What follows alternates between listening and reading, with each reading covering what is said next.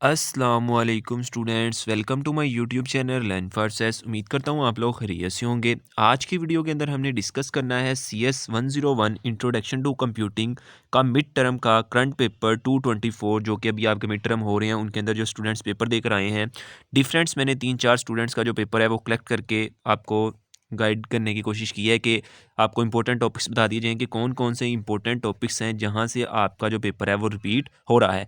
आपने CS 101 की तैयारी करते हुए इन टॉपिक्स को अच्छे तरीके से ज़रूर करके जाना है, और जो स्टूडेंट बता रहे हैं कि 224 के अंदर किस तरह के पेपर आ रहे हैं और कौन सी चीज़ें रिपीट हो रही हैं, वो आपने समझ लेनी है और फिर अपनी तैयारी करके जाना है। इंशाल्लाह आपका पेपर भी अच्छा होगा। यहाँ पे स्टूडेंट नंबर 1, हम यहाँ पे डिफरेंट 3-4 स्टूडेंट्स की मैंने पेपर्स को यहाँ पे अटैच किया है। आपने वीडियो को लास्ट तक देखना है, इंशाल्लाह आपका कंसेप्ट क्लियर हो जाएगा। सबसे पहला स्टूडेंट कहता है कि सारा पेपर हैंडआउट्स से था। इसको हम रीड कर लेते हैं, वो क्या कह रहा था। वो कहता है कि सारा पेपर हैंडआउट से आता है। अगर हैंडआउट्स की प्रिपरेशन कर ली जाए तो 90% आप पेपर अटैम्प्ट कर सकते हो।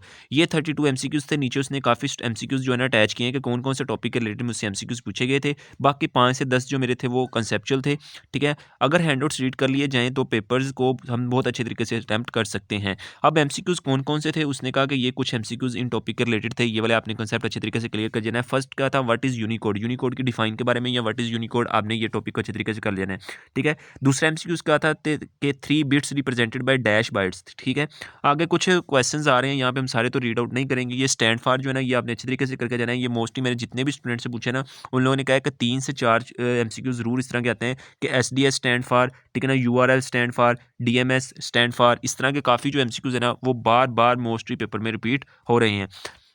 यहाँ पे उसने कुछ एमसीक्यूज जो है ना वो राइट करके दिए हैं, तो आप इनको अच्छे तरीके से रीड कर लीजिएगा। यहाँ पे मैं आस्ता-आस्ता इसको स्क्रॉल डाउन करता हूँ, आपने सारे रीड आउट कर लेने हैं। और इनके अगर कुछ ऑब्जेक्टिव के आंसर यहीं पे लगे हुए हैं, लेकिन कुछ क्या आपने जो सर्च करके यहाँ अपने हैंडआउट से रीड आउट करके इनको लगा लेना है। ये कुछ जो उसने ये डिफाइंस लिखी हुई है ना, इनके आपने जो है ना वो टॉपिक्स इनकी डिफाइन अच्छे तरीके से करके जानी है, क्योंकि डिफाइन जो है ना वो पेपर में पूछ रहा है। डिफाइंस ऊपर दे देता है और नीचे आंसर में पूछता है ये किसकी डिफाइन है, तो वो आपने बतानी होती है। ठीक है, ये 32 ऊपर एमसीक्यूज उसने बताए थे, उसने 32 के एमसीक्यूज यहाँ पे बता दिए कि कौन कौन से उसको याद थे, कौन कौन सी चीज़ के रिलेटेड थे, उसने यहाँ पे लिख दिया। जैसे ओपन नेटवर्क है, ठीक है ना, ओपन नेटवर्क का टॉपिक आपने अच्छे तरीके से रीड करके जाना है। वो उसने बताया हुआ था कि ओपन नेटवर्क में से उसने कोई एमसीक्यूज बना के दिया हुआ था। अब वो किसी भी किस्म का एमसीक्यूज बना के दे सकता है। How much layer of internet software, ठीक है ना, एंड वाला 32 एमसीक्यूज। इस तरह के एमसीक्यूज थे कुछ, यहाँ पे उसने शेयर किए हुए। ये फर्स्ट सेमेस्टर का फर्स्ट स्टूडेंट का था। ये सेकंड स्टूडेंट का था। सेकंड स्टूडेंट क्या कहता है कि 3 एमसीक्यूज जो थे ना वो रिलेटेड स्टैंड फॉर थे।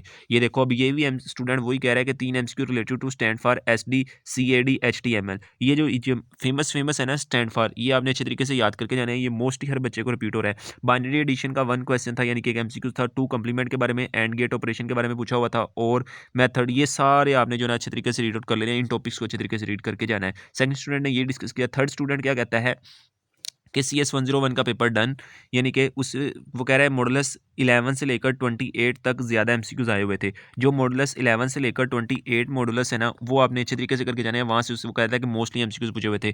मेन मेमोरी में बाइट्स कितनी होती हैं, ये भी आपने याद करें। 64 बेस 10 प्लस, ये कुछ क्वेश्चन हैं, ये आपने देख लेने थे किस तरह के थे। इसने भी कुछ एमसीक्यूज जो है ना वो यहाँ पे शेयर किए हैं, किस तरह के एमसीक्यूज जो है ना उसको पेपर में पूछे हुए थे। यहाँ पे उसने एमसीक्यूज लिखे हुए हैं, आपने इसका स्क्रीनशॉट ले लेना है और इसको अच्छे तरीके से रीड आउट कर लेना है कि कौन से टॉपिक से आपको सर्च करके इनके तमाम के आंसर मिल जाएंगे। ठीक है, और उसके बाद जो है आपके पास स्टूडेंट नंबर 4 क्या कहता है।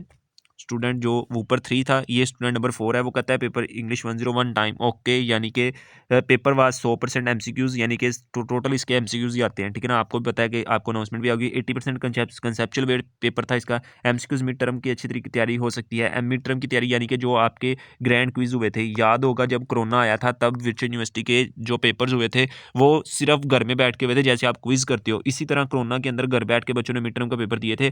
और वो मिड टर्म के पेपर जो के अंदर ना उनको सारे ऑब्जेक्टिव आए थे, किसी भी सब्जेक्ट का जो ना सब्जेक्टिव पार्ट नहीं आया था, हर सब्जेक्ट का ऑब्जेक्टिव पार्ट आया था। और वो वाली तैयारी वो कहता है कि वहाँ से अगर तैयारी कर ली जाए, वो क्विज आपको कहाँ से मिलेंगे, यूट्यूब पे आप लिखोगे ना ग्रैंड क्विज। अगर आपको CS 101 के चाहिए, CS 101 ग्रैंड क्विज लिखोगे, आपको 1 2 3 साल पुरानी वीडियोस काफ़ी ज़्यादा मिल जाएंगी। वो ग्रैंड क्विज थे, आप वहाँ से भी तैयारी कर सकते हो। ठीक है, उसके बाद उसने कुछ क्वेश्चन बताए हुए हैं। क्वेश्चन यानी कि एमसीक्यूज कौन कौन से थे। डाटा, कुछ एमसीक्यूज थे डाटा के रिलेटेड थे। बाइनरी एडिशन एमसीक्यूज थे, इसके बारे में। HTTP के बारे में एमसीक्यूज थे। नेटवर्किंग का ज़्यादा क्वेश्चन थे। ठीक है ना, एंड लोकल जॉब मार्केट के बारे में था, एंड रूट कंप्यूटिंग के बारे में था। ठीक है, ये कुछ एमसीक्यू। उसके बाद क्वेश्चन हमने स्टूडेंट नंबर 5 के भी पाँचवें स्टूडेंट्स ने क्या बताया कि उसको पेपर किस तरह का आया था। आपको पता है कि वर्चुअल यूनिवर्सिटी के अंदर हर स्टूडेंट का पेपर जो होता है ना डिफरेंट होता है। कुछ स्टूडेंट के पेपर जो है ना सेम भी आ जाते हैं, आपकी लक पे डिपेंड करता है किस बच्चे को पेपर सेम आता है, और काफ़ी स्टूडेंट के जो क्वेश्चन है ना वो रिपीट भी हो जाते हैं। तो आपने ये वाला टॉपिक अच्छे तरीके से करके जाना है, क्योंकि आपको पता चल जाता है कि वर्चुअल यूनिवर्सिटी के अंदर जो पेपर आ रहा है वो इन टॉपिक्स में से आ रहा है, ठीक है ना। तो आप टॉपिक को अच्छे तरीके से करके चले जाओ तो आपका पेपर अच्छा हो जाता है। यहाँ पे वो कहता है मॉडुलस 11 से लेकर 28 तक, ये आई थिंक वही वाले स्टूडेंट का जो है ना रिपीट हो गया, ठीक है।